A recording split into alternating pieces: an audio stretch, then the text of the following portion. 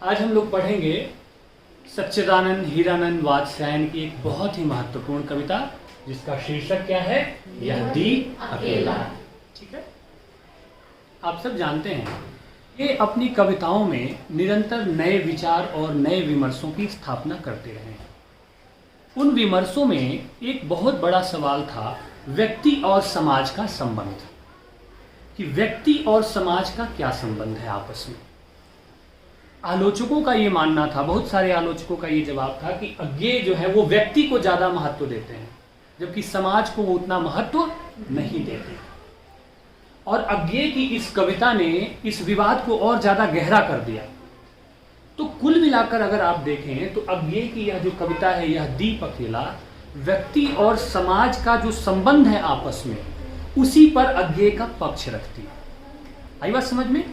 अज्ञेय व्यक्ति और समाज को लेकर क्या सोचते हैं वह उनका पक्ष रखती है, और बहुत ही महत्वपूर्ण कविता है। इस आईने में व्यक्ति और समाज का आपस में संबंध क्या है, इस आईने में हम इस कविता की व्याख्या करेंगे। आप देखें कि कविता में जो प्रयुक्त शब्द है वह है दीप अकेला।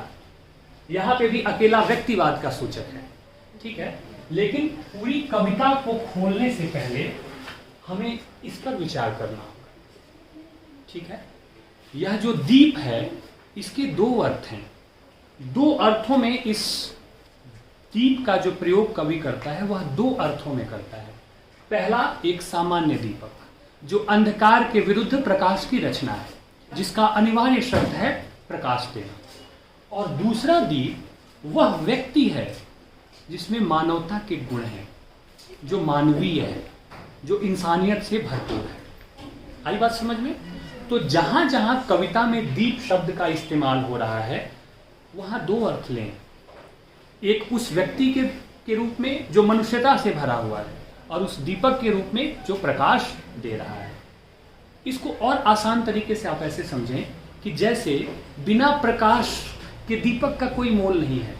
दीपक तो तभी है ना जब वह प्रकाश दे रहा है। तो जब प्रकाश के बगैर जैसे दीपक का कोई मोल नहीं है, कोई महत्व नहीं है, वैसे ही मानवीय गुणों से हीन व्यक्ति का कोई मोल नहीं है। आई बात समझ में? सैकड़ों दीपक आप लगा दो और उसमें प्रकाश ना हो, प्रकाश की लौ ना हो, तो उस दीपक का कोई मोल नहीं है। वैसे ही करोड़ों की संख्या में मनुष्य को आप खड़ा कर दो, लेकिन उनके भीतर मानवीय चेतना नहीं है, इंसानियत नहीं है, दया, करुणा, प्रेम जैसी मानवीय भावनाएं नहीं है, तो फिर वह मनुष्य नहीं है। अर्थात मनुष्यता से हीन व्यक्ति भी अंधकार का प्रतीक है। आई बात समझ में? समझ रहे हैं ना आप स्पष्ट? तो अब इसी को देखना है कि व्यक्ति और समाज के संबंध में किस तरह के मनुष्य की बात कवि कर रहा है और आपस में उनका संबंध क्या है। तो इस कविता की भावभूमि क्या है? मनुष्यता की भावभूमि पर यह कविता रची गई, यानी कि मनुष्यता ही वह भावभूमि है, ठीक है ना, जिसके आधार पर यह कविता बनती है। इससे पहले एक और बात समझ लें कि व्यक्ति और समाज के संबंध को यह दीप कैसे व्याख्यायित करता है। ठीक है, जैसे बुझे हुए दीपकों से हम दीप मालाएं तैयार नहीं कर सकते हैं। बना सकते हैं क्या दीप मालाएं? दीप मालाओं का मतलब क्या होता है? जगमगाते हुए दीपकों की लड़ियां। तो जो बुझे हुए दीपक हैं उनसे हम दीपकों की लड़ियां नहीं बना सकते। वैसे ही मनुष्यता से विहीन व्यक्तियों से हम सुंदर समाज नहीं बना सकते। यानी कि मनुष्यता ही वह भावभूमि है जिससे बेहतर समाज का निर्माण किया जा सकता है, और उसके केंद्र में क्या है? व्यक्ति। है बात समझ में? और यही मनुष्यता इस कविता की मूल भाव भूमि है। ठीक है, अब कविता पढ़ते हैं। यह दीप अकेला स्नेह भरा है, गर्व भरा मदमाता पर, इसको भी पंक्ति को दे दो। यह दीप जो जगमगा रहा है, जो प्रकाश दे रहा है, यह दीपक रूपी जो व्यक्ति है, कौन सा व्यक्ति? जो मनुष्यता से भरा हुआ है। वह स्नेह और प्रेम के तेल से भरा हुआ है। मनुष्यता से भरा हुआ व्यक्ति मतलब स्नेह और प्रेम के तेल से भरा हुआ व्यक्ति। जैसे दीपक में तेल होता है ना, तो वह दीपक, वह मनुष्य जो स्नेह और प्रेम के तेल से भरा हुआ है, जिसमें मानवीय भावनाएं हैं, है गर्व भरा मदमाता।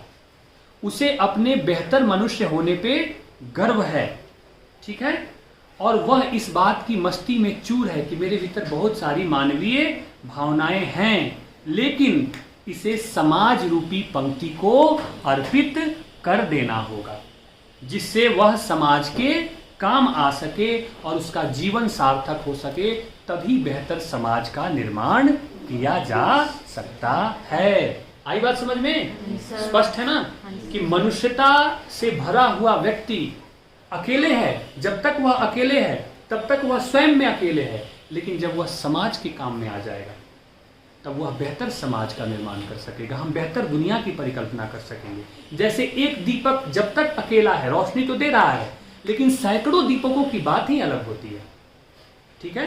तो कवि यहाँ पे व्यक्ति के महत्व को कम नहीं कर रहा है, व्यक्ति और समाज के संबंधों की व्याख्या कर रहा है, ठीक है। इसकी थोड़ी और सरलतम व्याख्या है कि व्यक्ति समाज से जुड़ा हुआ है, तो व्यक्ति के गुण, उसके कौशल, उसकी प्रतिभा, उसके भीतर का सौंदर्य समाज के काम आ सके तो बेहतर होगा।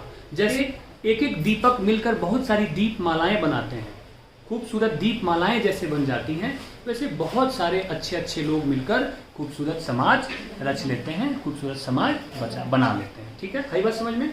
यह जन है गाता गीत, जिन्हें फिर और कौन गाएगा, पनडुब्बा ये मोती सच्चे, फिर कौन कृति लाएगा। यह ऐसा व्यक्ति है, कौन सा व्यक्ति?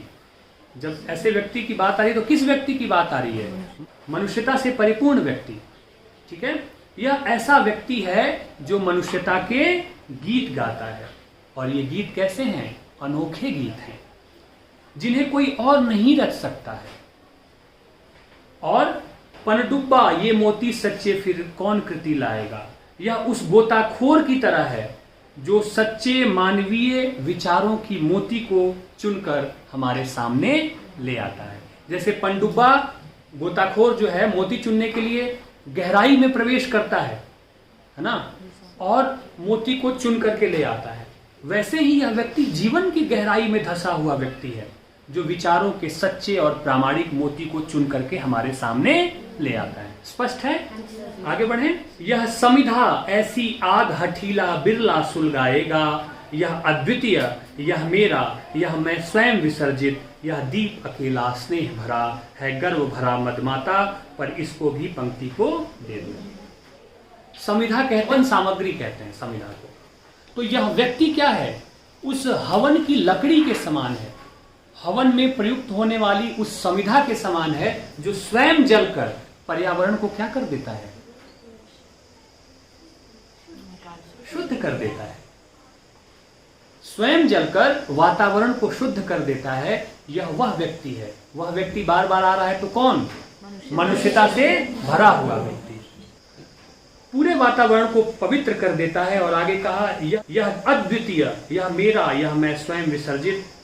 यह दीपक अद्वितीय है, और इस दीपक के माध्यम से मैं समाज के प्रति अपने आप को समर्पित कर रहा हूं। यह अद्वितीय दीपक है, और इसकी उपादेयता क्या है? इसका महत्व क्या है? कि यह दीपक भी समाज के प्रति काम आ जाए, समाज से जुड़ जाए। आई बात समझ में ना? स्पष्ट है? आगे बढ़े। यह मधु है स्वयं काल की मौना का युग संचय, यह गोरस जीवन कामधेनु का अमृत पूत पय। मनुष्यता से भरा यह आदमी शहद के समान है। किस तरह है? शहद के समान है, जिसे स्वयं समय रूपी मधुमक्खियों ने जमा रखा है, या समय रूपी मधुमक्खियों ने जिसे तैयार किया है। अर्थात समय के प्रवाह के क्रम में वह अपने भीतर लगातार निरंतर अपने आप को परिष्कृत करता हुआ, परिमार्जित करता हुआ एक बेहतर मनुष्य की ओर बनने की दिशा में हमेशा वह क्या होता रहा है? आगे बढ़ता रहा है। स्पष्ट है? और कहा, यह गोरस जीवन कामधेनु का अमृत पूत में, पूत पय, पय कहते हैं दूध को, ठीक है। यह व्यक्ति जीवन रूपी कामधेनु के अमृत समान दूध के मंथन से निर्मित हुआ है। आई बात समझ में? यानी कि इस व्यक्ति ने अपने जीवन को मथा है, अपने जीवन में प्रयोग किए हैं, अपने जीवन के हर आयामों को जिया है, समझा है, महसूस किया है, और उस मंथन से यह निर्मित हुआ है। इसलिए यह व्यक्ति क्या है? महत्वपूर्ण है। और क्यों महत्वपूर्ण है? जीवन के मंथन से इसने यह पाया कि मनुष्यता, सद्भावना, मानवीय प्रेम से बड़ी बात इस सृष्टि में, इस दुनिया में कुछ भी नहीं है। आगे कहा, यह अंकुर फोड़ धरा को, रवि को तकता निर्भय। अर्थात यह दीपक या यह व्यक्ति वह कोपल है जिसने स्वयं धरती का सीना फोड़ा है और बाहर निकलकर लगातार निर्भीक होकर सूर्य से आंखें मिला रहा है। अर्थात इसके पास सत्य से आंखें मिलाने की शक्ति है। सत्य से आंखें मिलाने की इसके पास क्या है? ताकत है। और निर्भीक कौन होगा? जो सच्चा होगा। कबीर से बड़ा निर्भीक कौन दिखाई देता है आपको? क्यों? क्योंकि सच्चे थे, कुछ चाहिए नहीं था, है ना? तो जाको कछु न चाहिए सो ही शाहनशाह। जिसको कुछ नहीं चाहिए वो सबसे बड़ा राजा होता है। कुछ चाहिए ही नहीं, ले लो, क्या कर लोगे? तो सच्चा व्यक्ति वह निर्भीक होगा, है ना? सच्चाई से वह आंखें मिला सकेगा, सूर्य से आंखें मिला सकेगा। ठीक है। यह प्रकृत स्वयंभू ब्रह्म अयुतः, इसको भी शक्ति को दे दो। स्वयंभू मतलब स्वयं उत्पन्न। यह प्रकृति से स्वयं अपने आप उत्पन्न हुआ है। यह ब्रह्म अथवा परम सत्ता के भी समान है। यह किसी से जुड़ा हुआ नहीं है, लेकिन इसे भी शक्ति को दे दो। यह व्यक्ति जब तक अकेला है, जब तक किसी से जुड़ा नहीं है, सारे गुणों के होते हुए भी, जब तक ये सारी चीजें उसके भीतर है, लेकिन जब तक वह समाज को नहीं जाती, जब तक वह किसी के काम नहीं आ जाती, तब तक उसका बहुत महत्व नहीं है। आई बात समझ में ना? तो जब वो जुड़ जाता है समाज से, तब उसका महत्व क्या हो जाता है? बढ़ जाता है। लेकिन वह जुड़ेगा कौन? वही जुड़ सकता है जिसमें वो सारे गुण हो। तो महत्व उस गुण का भी है, और महत्व उस गुण के परिणाम में आने का भी है। ठीक है। जैसे अंधकार से हीन दीपक का कोई मोल नहीं, वैसे ही मनुष्यता से हीन व्यक्ति का कोई मोल नहीं। वो तो पशुवत है। मनुष्यता कहने के, जैसे दीपक कहने का मतलब है अंधकार के विरुद्ध खड़ा होना, वैसे ही मनुष्यता कहने का मतलब है पशुता, बर्बरता, बुराई, अमानवीयता, इन सब अवगुणों के विरुद्ध खड़े होना। ठीक है। तो अगर जब तक ये समाज के काम में नहीं आ जाता, जब तक ये शक्ति समाज के काम में नहीं आ जाती, तब तक इसका महत्व नहीं है, तब तक इसका महत्व कम ही है। इसलिए कह रहा है इसको भी शक्ति को दे दो, यानी कि इसे भी समाज को दे दो। स्पष्ट है बच्चों? जी सर। आगे बढ़ें। यह वह विश्वास नहीं जो अपनी लघुता में भी कांपा, वह पीड़ा जिसकी गहराई को स्वयं उसी ने नापा। कवि कहता है कि यह दीपक वह विश्वास नहीं है जो अपने आप को छोटा समझकर कांपने लगे, या वह व्यक्ति जो मानवीय गुणों से भरपूर है, उसके भीतर विश्वास की इतनी कमी नहीं आती है कि वो किसी भी परिस्थिति में घबरा जाए। कुमार विश्वास की एक कविता है ना, कविता की पंक्ति है ना, कि हवा का काम है चलना, दिए का काम है जलना, वो अपना काम करती है, मैं अपना काम करता हूं। ठीक है ना? तो कहा कि अर्थात, इसको ऐसे समझे कि अर्थात बड़े हृदय वाला व्यक्ति जो होगा, वह कभी भी अपना धीरज नहीं खोता है, अपनी मौलिकता नहीं खोता है, और घबराता नहीं है, फड़फड़ाता नहीं है, स्वयं को कभी लघु नहीं मानता, और इसके अंदर जो विश्वास है, इसके अंदर जो विश्वास है वह कभी कम नहीं होता। छोटा होने पर भी यह अपने विश्वास को कम करके नहीं आता है। स्पष्ट है बात? ठीक है।